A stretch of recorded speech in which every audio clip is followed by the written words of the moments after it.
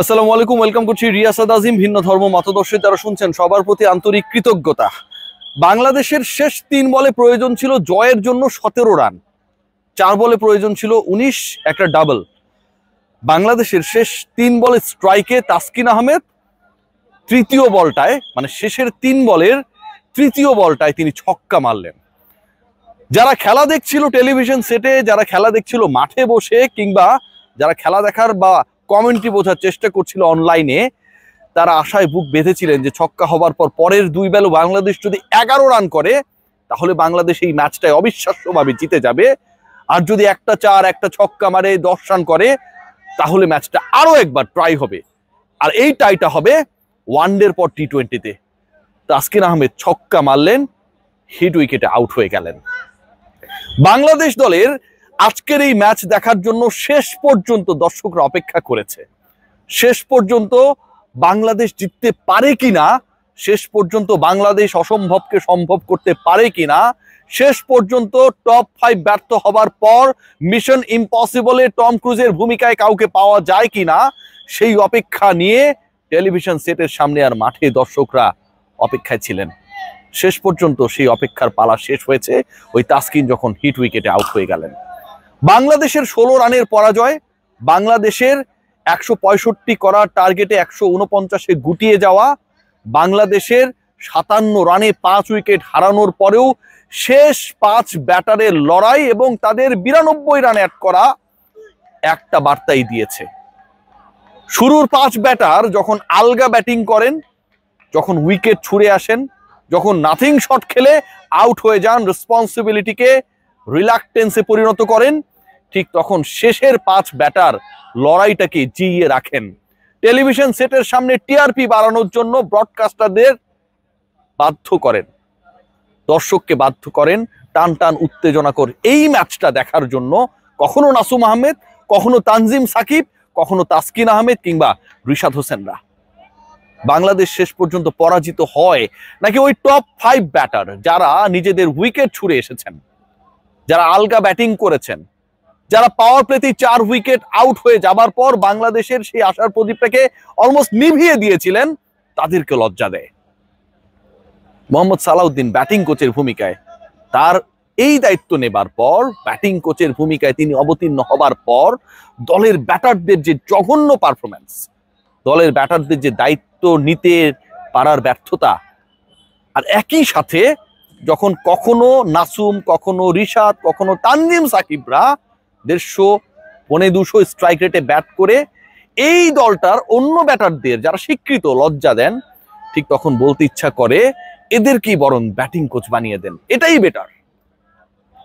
আজকের এই ম্যাচটায় বাংলাদেশ আক্ষেপ জাগিয়েছে। আজকের এই ম্যাচটায় বাংলাদেশি ব্যাটাররা, ধরুন শামীম হোসেন পাটোয়ারি যেভাবে আউট হলেন, যে শটটা খেলে আউট হলেন, স্ট্যাম্পের বল, কি করতে চাইলেন কেউ বুঝে উঠতে পারলো না। ক্যাপ্টেন লিটন কুমার দাস যেভাবে আলগা ক্যাচ আকিল হোসেনকে দিয়ে দিলেন, যেভাবে সাইফ আউট হয়ে গেলেন, তাকে পুরো ট্র্যাপ করে ঠিক যেই জায়গায় ফিল্ডার রাখা হয়েছে সেখানটাই বল তুলে মারলেন। তাওহিদ হৃদয় যখন আরো একবার ব্যর্থ হলেন, ঠিক তখন 77 রানে 6 উইকেট নেই, ঠিক তখন 7ম উইকেটে নাসুম আহমেদ, 7ম উইকেটে নাসুম আহমেদ আর তানজিম সাকিব মিলে 40 রানে পার্টনারশিপ করেন 23 বলে। বাংলাদেশের ওই নিভে যাওয়া প্রদীপটা আবারও জ্বলে ওঠার চেষ্টা করে ঠিক তখন থেকে। খেয়াল করে দেখবেন যখন তানজিম সাকিব একটা ছক্কা মারার পর টানা 2টা 4 মারলেন এবং দ্বিতীয় 4টা এমন স্টাইলে মারলেন যেন এটা একটা কোপা শামসু শট। যারা খেলা দেখেছেন, যারা ওই ফুলটস বলটা অফসাইডে কিভাবে তানজিম সাকিব খেললেন সেই মুহূর্তটা দেখেছেন, তারা বলতে বাধ্য হয়েছেন যে বাকি ব্যাটাররা যারা স্বীকৃত, তারা পারলে সাকিবের কাছ থেকে ব্যাটিংটা শিখে নিক। এই বাংলাদেশ শেষ পর্যন্ত জিততে পারে নাই। এই বাংলাদেশ জিততে না পারার ব্যর্থতা ওই শেষ মুহূর্তে প্রথম 15 ওভারে বাংলাদেশের প্রতিপক্ষ যখন 101-এর বেশি তুলতে পারে না, শেষের 5 ওভারে যখন তারা 63 অ্যাড করে ফেলে, বাংলাদেশ যখন অ্যালাউ করে, বাংলাদেশের বোলিং ডিপার্টমেন্ট যখন ফেইল করে ওই জায়গাটায়, যখন শেষ ওভারে 22 রান বাংলাদেশ দিয়ে ফেলে, যখন শেষ 2 ওভারে 36 রান দিয়ে ফেলে, শেষের 3 ওভারে যখন 51 রান তোলে প্রতিপক্ষ, ঠিক তখন ওই জয়ের সমীকরণটা থেকে বাংলাদেশ অনেক দূরে চলে যায়। আজকে ওয়েস্ট ইন্ডিজ যেভাবে ব্যাট করছিল, উইকেট থাকার পরও যেভাবে স্ট্রাগল করছিল, যেভাবে নাসুম আহমেদরা বোলিং করছিলেন, চিন্তা করতে পারেন যে একটা ম্যাচে প্রায় 170-এর কাছাকাছি স্কোর দাঁড় হয়েছে। নাসুম তার 4 ওভারের স্পেলে দিয়েছেন মাত্র 15 রান, 13 বলে ব্যাট হাতে করেছেন 20 রান। আশা জাগানো সেই নাসুম আহমেদরা সেই আশাটাকে শেষ পর্যন্ত ধরে রাখতে পারেন না, যখন শেষের 5 ওভারে 64 রান অ্যাড হয় বাংলাদেশের এগেনস্টে। অথচ বাংলাদেশ ঠিক একই ধরনের ব্যাটিংটাই করলো, কিন্তু ব্যাটিংটা করলেন যারা, ঠিক তারা আমার স্বীকৃত কোনো ব্যাটার না। 3 উইকেটে উইন্ডিজ যে স্কোরটা দাঁড় করিয়েছে, বাংলাদেশ তার কাছাকাছি যাবার ক্ষেত্রে অল আউট হয়ে গেল। বাংলাদেশ তার কাছাকাছি যাবার ক্ষেত্রে শেষ ওভারে 17 রানের ইকুয়েশন যখন মেলানোর দ্বার প্রান্তে, ঠিক তখন বাংলাদেশ এমন একটা অবস্থায় যখন তাদের হাতে মাত্র একটা উইকেট। এই পরাজয়ের দায়টা আসলে কার? শেষ দিকে আলগা বোলিং, বাংলাদেশের টপ অর্ডারে আরো একবার ফেইল করা, 42 রানের মধ্যে 4টা, 57 রানের মধ্যে 5টা, 77 রানের মধ্যে 6 উইকেটের পতন, অনেক বেশি ডিবেটেবল 11 আরো একবার। আজকের এই উইকেটে রানস হবে, অনেক রানস হবে, প্রতিপক্ষ রান করবে, শুরুর দিকে করতে না পারলেও শেষ দিকে উইন্ডিজ ব্যাটাররা সেটা করে দেখালো। বাংলাদেশের সেই দলটায় যেই দলটা এখানকার উইকেটেই খেলতে নামলো, পারভেজ হোসেন ইমনের মতো সুইট হিটারকে আমরা রাখলাম না। তাওহিদ হৃদয়ের ইনক্লুশন কি কারণে, কি জন্য, সেই ব্যাখ্যাটা আমরা কেউ জানি না। কি কারণে তাওহিদ হৃদয়কে খেলাতেই হবে, কি কারণে পারভেজ হোসেন ইমনের মতো স্ট্রোক মেকারকে আজকের মতো উইকেটে, this is not a wicket which has been produced in Mirpur Sher-e-Bangla stadium. এটা চট্টগ্রামের উইকেট, আগে থেকেই বলা হচ্ছে এখানটায় রান হবে। প্রতিপক্ষের ক্যাপ্টেন, প্রতিপক্ষের কোচ বলছে বাংলাদেশের সেরা উইকেট ওখানটায়, কেমন সেটা আমরা জানি।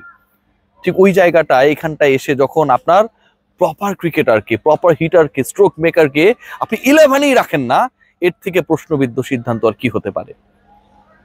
তানজিম সাকিবের ওই ওভারটা 22 রান হয়ে গেল, 3টা ছক্কা খেলো বাংলাদেশ, বাংলাদেশকে ডুবিয়ে দিল।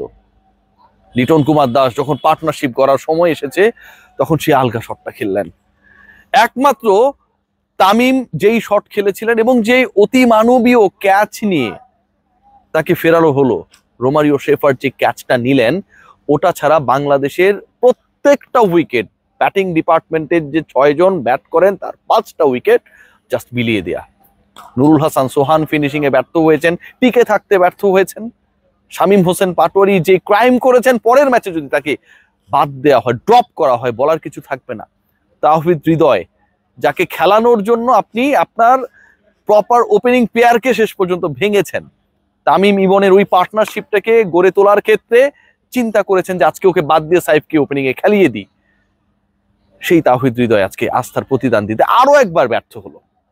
বাংলাদেশের সম্ভাবনা শেষে গিয়ে শেষ হয়ে যায়।